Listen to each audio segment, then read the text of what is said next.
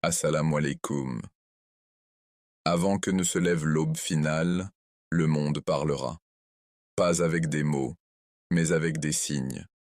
La terre tremblera sous le poids de ses secrets. Le ciel changera de couleur comme s'il portait la tristesse des siècles. Et l'humanité oubliera ce que signifie vraiment le silence. Ce ne sont pas des jours ordinaires. Ce sont les instants où le temps commence à se plier sur lui-même. Regarde autour de toi. Les villes ne dorment plus. Les hommes courent après des ombres qu'ils appellent à venir, et les cœurs, eux, battent sans direction. Le monde est bruyant, mais le bruit ne dit plus rien. Les voix s'élèvent pour défendre tout, sauf la vérité, et quelque part, au fond du ciel, le temps observe, fatigué, patient, mais encore fidèle à son Seigneur.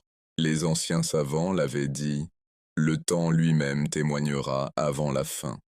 Ibn Arabi l'avait murmuré dans ses visions, Al-Suyuti l'avait écrit dans ses manuscrits, et les maîtres du soufisme savaient que chaque siècle approche de son propre miroir, celui où il se voit vieillir. Le monde ne vieillit pas, c'est le temps qui s'éteint doucement dans la conscience des hommes. Ils avaient prévenu. Avant que l'imam du temps ne revienne, les signes se multiplieront, pas seulement dans les cieux, mais dans les âmes. Ce sont les ashrat, as-sa'a, as-sugra, les petits signes, discrets mais puissants, ceux qui transforment le monde sans que personne ne le remarque. La corruption deviendra comme le feu, elle s'étendra d'une main à l'autre, brûlant tout ce qu'elle touche. Les cœurs purs seront rares, comme des gouttes d'eau dans un désert de mensonges. Les puissants construiront des tours si hautes qu'ils oublieront qu'ils marchent encore sur la poussière. Les pauvres se battront entre eux pendant que les injustes riront derrière leurs murs dorés. Et le monde appellera cela le progrès. Le prophète avait dit, « L'un des signes de l'heure sera que le savoir disparaîtra, bien que les livres se multiplient. Et n'est-ce pas ce que nous vivons aujourd'hui? Des milliards de mots circulent chaque seconde, mais combien portent encore la lumière? Les écrans brillent, mais les âmes s'assombrissent. Les hommes confondent l'information avec la sagesse, et les voix de vérité se perdent dans le vacarme de l'opinion. Les visages changent, les rôles se mélangent, les hommes cherchent à ressembler aux femmes, les femmes à ressembler aux hommes, et chacun oublie la beauté de ce qu'Allah a créé. Les repères s'effondrent. Ce qui était honte devient mode, ce qui était lumière devient interdit. Et dans ce chaos, les cœurs purs cherchent désespérément un lieu où se souvenir d'Allah sans être jugés. La terre aussi parle.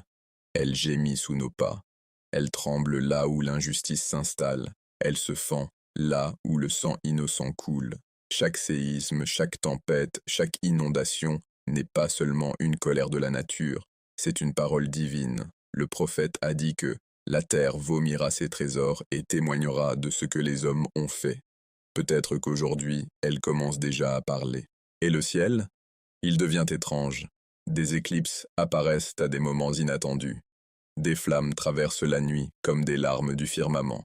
Certains disent que ce sont des signes climatiques, d'autres des avertissements. Mais ceux qui voient avec le cœur savent, chaque lumière dans le ciel est un rappel de celui qui ne dort jamais. Mais ce qui est le plus effrayant, ce n'est pas la terre qui tremble ni le ciel qui s'assombrit. C'est le temps lui-même qui devient instable. Le prophète avait dit, « L'heure ne viendra pas avant que le temps ne se contracte. Une année sera comme un mois comme une semaine comme et un jour comme une heure. » Et regarde autour de toi. N'as-tu pas l'impression que les jours passent sans qu'on les vive? Que les années s'écoulent comme des rêves? Nous disons, c'était hier, mais hier a disparu depuis des décennies. Le temps ne fuit pas, c'est nous qui nous éloignons de lui. Car le temps n'est pas un ennemi, il est un témoin. Chaque seconde est un souffle d'Allah, chaque minute un appel au retour. Mais l'homme moderne ne l'écoute plus. Il a remplacé le sablier par une horloge, puis l'horloge par un écran. Et maintenant, il ne regarde plus le temps, il le consomme. Il a transformé les instants en produits, les souvenirs en contenu, la foi en opinion. Et pourtant, quelque part, une minorité veille. Ceux qui se lèvent avant l'aube, ceux qui pleurent sans être vus, ceux qui récitent encore les anciens noms, Ya Qayyum, Ya Samad, Ya Hadi. Ce sont eux qui sentent que le monde s'accélère parce qu'il approche de son point de rupture. Le temps se contracte pour ouvrir un passage que seuls les cœurs éveillés reconnaîtront. Les signes ne sont plus autour de nous, ils sont en nous. L'impatience, la perte de sens, la peur sans nom, l'oubli du dhikr, tout cela annonce que le monde s'éloigne du rythme divin, car le véritable désordre ne commence pas à l'extérieur. Il commence quand le cœur cesse de vibrer au même tempo que le rappel d'Allah. Et si le temps devient fou, c'est parce que les hommes ont brisé l'équilibre qu'Allah avait établi entre les jours et les nuits. Ils ont transformé la lumière du jour en fatigue, la nuit en distraction, et le cycle sacré, celui des prières, des saisons, des lunaisons, ne guide plus la vie. L'homme ne vit plus avec le temps, il le combat. Et dans cette guerre, il perd son âme. Mais le prophète a dit, ne maudissez pas le temps, car c'est Allah qui est le temps. Ces mots, rares et mystérieux, renferment un secret immense. Le temps est une manifestation de la volonté divine. Le mépriser, c'est mépriser le décret d'Allah.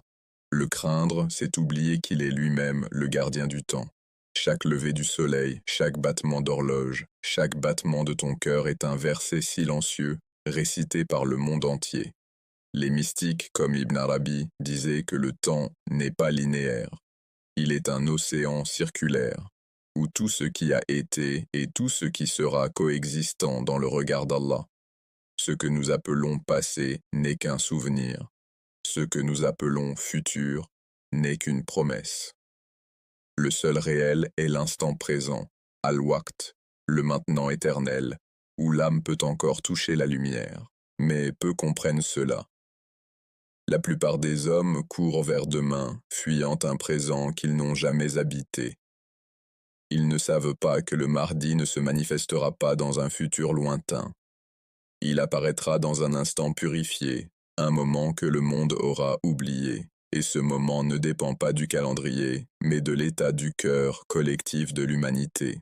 Alors les signes continuent. Chaque catastrophe, chaque injustice, chaque oubli du nom d'Allah est une lettre d'un alphabet invisible. L'univers écrit un message, et ce message, un jour, sera complet.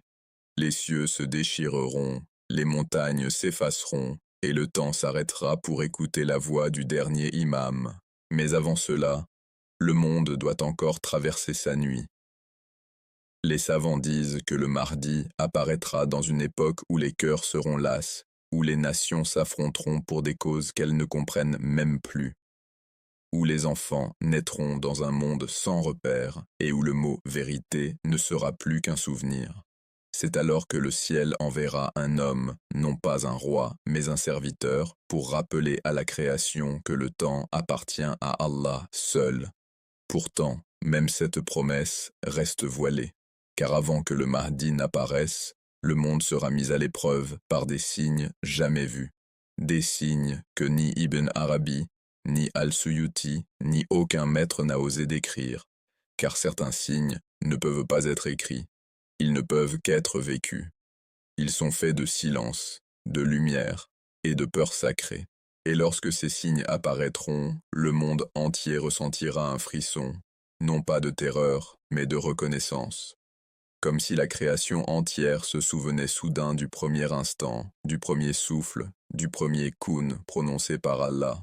Mais ces signes ne viendront pas pour annoncer la fin, ils viendront pour réveiller ceux qui dorment.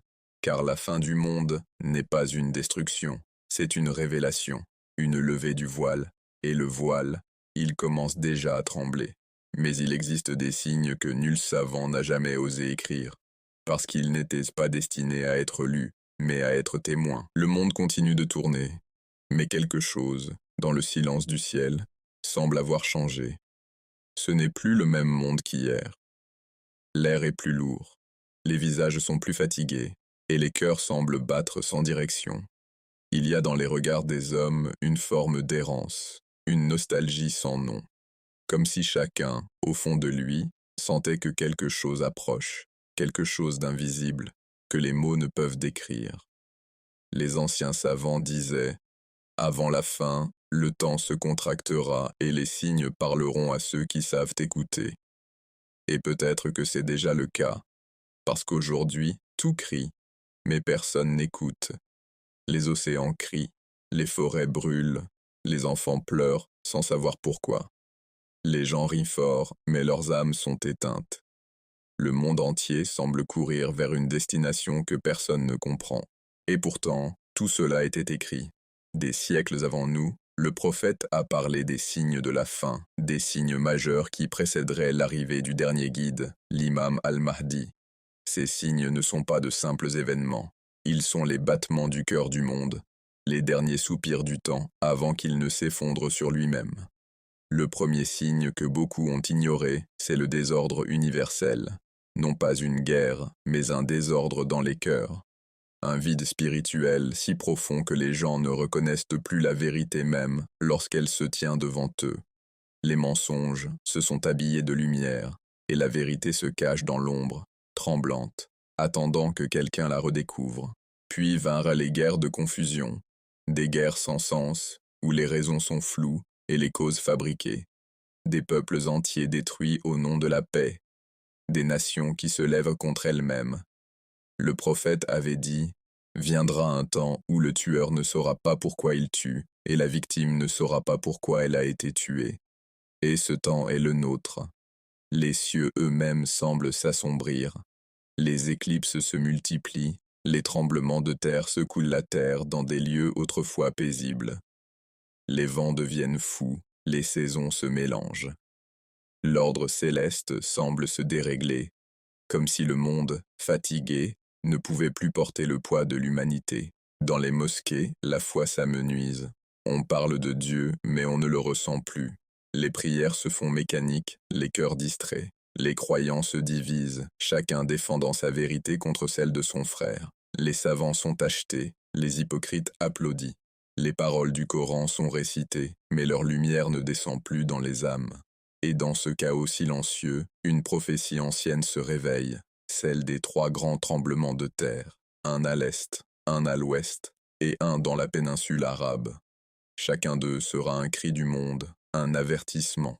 Et quand la terre s'ouvrira sous les pieds des hommes, certains comprendront trop tard que la fin n'était pas une histoire, mais une promesse. Les hadiths parlent aussi de la fumée, ad-dukhan, un brouillard mystérieux qui couvrira la terre, étouffant la lumière du jour. Les gens respireront difficilement, les cieux seront voilés. Certains diront que c'est une pollution, d'autres une guerre chimique. Mais ceux qui croient sauront que c'est un signe, un voile entre le monde visible et le monde divin. Les savants ont parlé de la grande confusion, le Dajjal, l'imposteur, celui qui séduira les masses, non pas par la force, mais par les illusions. Il ne viendra pas seulement avec des miracles visuels, mais avec une idéologie si séduisante que beaucoup la suivront sans s'en rendre compte. Une idéologie qui prône la liberté absolue, la négation du divin, la glorification de l'homme comme Dieu, et dans chaque main qui tient un écran, dans chaque regard qui cherche la lumière dans le faux, se cache déjà une partie de cette tentation. Les gens suivront des mensonges déguisés en vérité. Ils aimeront ce qui les détruit. Ils oublieront la pudeur, le respect, la sincérité. Les enfants se dresseront contre leurs parents, les nations contre leurs prophètes. Et dans les marchés du monde, on vendra les âmes pour des promesses de pouvoir. Mais parmi ces ténèbres, un souffle d'espoir demeure. Car chaque signe, aussi effrayant soit-il, est aussi un rappel. Allah ne punit pas sans avertir. Chaque tremblement, chaque guerre, chaque mensonge révélé est une porte qui s'ouvre vers la conscience. Ceux qui savent voir comprendront que derrière le chaos, Allah prépare quelque chose. Des traditions anciennes parlent de la disparition des justes, non pas une mort, mais une élévation.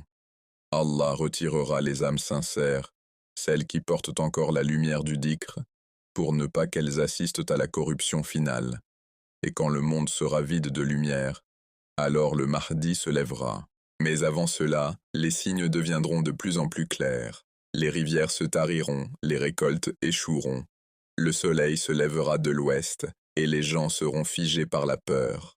Les savants authentiques pleureront, non pas parce que la fin approche, mais parce que les cœurs seront devenus sourds. Certains hadiths disent que les gens chercheront la mort, mais elle les fuira. D'autres marcheront sur la terre comme des ombres sans but.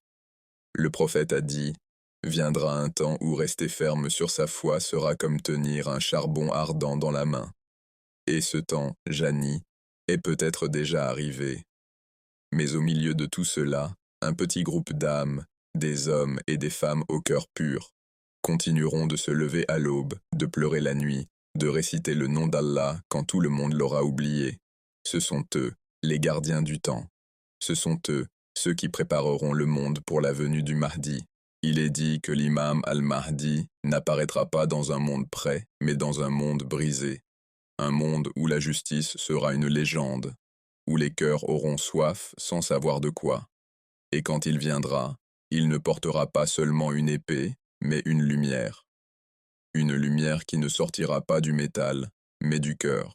Son apparition sera précédée d'un cri venu du ciel, un son que personne ne pourra ignorer. Certains diront que c'est un tonnerre, d'autres une explosion. Mais les croyants sauront, c'est la voix d'un ange, annonçant que le temps du mensonge est fini. Les montagnes s'inclineront, les mers se diviseront, les hommes tomberont à genoux sans comprendre pourquoi. Et c'est alors, dans la confusion la plus totale, que la promesse d'Allah se réalisera. Le Mahdi apparaîtra à la Mecque, entre la Kaaba et Maqam Ibrahim. Les gens le reconnaîtront non pas par son visage, mais par la paix qu'ils ressentiront en sa présence. Les tyrans trembleront, les injustes fuiront, les drapeaux du mensonge tomberont les uns après les autres. Et dans les cœurs, un calme reviendra, un calme oublié depuis des siècles. Car le Mahdi ne viendra pas pour dominer, mais pour restaurer. Restaurer le lien brisé entre le ciel et la terre, entre le temps et le cœur. Mais avant cela, les épreuves atteindront leur sommet. Le monde sera secoué une dernière fois. Les richesses s'effondreront, les puissants se perdront dans leur propre orgueil. Et ceux qui avaient oublié Allah comprendront trop tard que tout ce qu'ils ont bâti reposait sur du sable. Le Mahdi ne viendra pas pour une génération de croyants parfaits, mais pour une génération désespérée, fatiguée, à genoux. C'est alors qu'Allah enverra sa miséricorde à travers lui, comme un rappel, comme une seconde chance, avant la fin. Les traditions racontent que lorsqu'il apparaîtra, un vent de paix soufflera sur la terre, les oiseaux chanteront à nouveau, les étoiles brilleront plus fort, les cœurs lourds se lèveront, les pleurs deviendront des prières, et pour la première fois depuis longtemps, le monde respirera. Mais avant cette lumière, l'obscurité devra être totale. Les hommes devront toucher le fond pour lever les yeux vers le ciel. C'est ainsi que le temps fonctionne. Il nous brise avant de nous rappeler qui nous sommes. Et quand le Mahdi parlera, ce ne seront pas ces mots que le monde entendra, mais la voix du temps lui-même. Parce que chaque signe, chaque douleur, chaque larme versée dans l'attente n'était pas vaine. C'était le langage du monde préparant le retour de la justice. Et alors, le temps s'arrêtera un instant, comme s'il retenait son souffle. Car celui qui devait venir